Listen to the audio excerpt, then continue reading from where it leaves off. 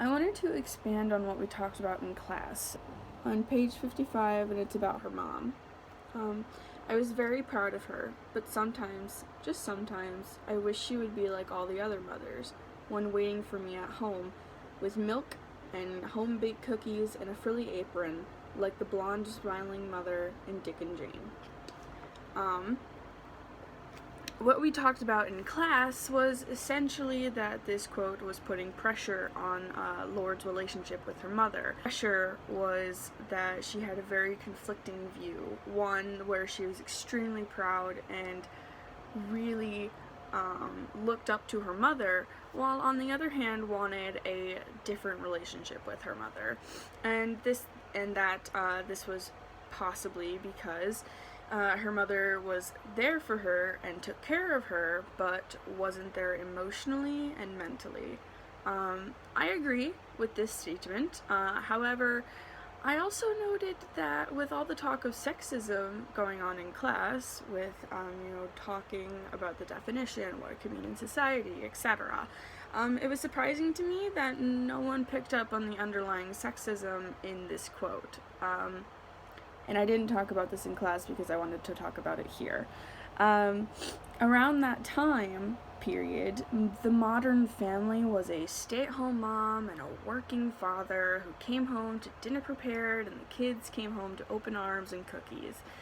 However, this is a very white and middle/upper class perspective, as many families during this time period didn't actually have this mindset or didn't work this way. So essentially, before I get into the underlying sexism, on the surface, Lord is getting this picture of a perfect family thrown in her face and told that her family should be the same. Family is black, though, and this is a predominantly white view, which is explained by the phrase "other mothers" in the quote.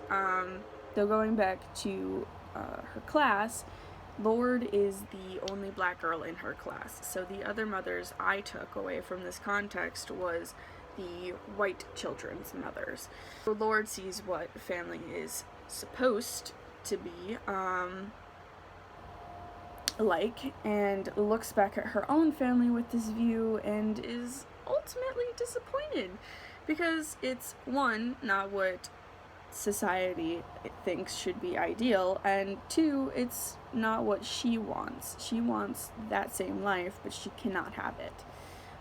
So going to the underlying sexism now, during this time, Catholics, and really any other religion or social standpoint, decreed that women shouldn't really be working, and if they were, it should be doing subliminal jobs like teaching or secretarial work, etc. The description above pictures a non-working woman and basically the ideal mother, which is inherently sexist, as it portrays that women should not work and that it is their job to keep their family happy. Even though parenting is a two-person job, and women can work too. And I was surprised that I was surprised when we went over this quote and didn't touch on what the description of the mother in the ideal family scene means in the context of the story, or actually question whether or not it was sexist. I believe that this quote shows the underlying sexism that Lord experienced as a child, and that even though it was very slight, shouldn't really be taken with a grain of salt, and that we should be looking into it more, and looking into more underlying themes of sexism throughout the book.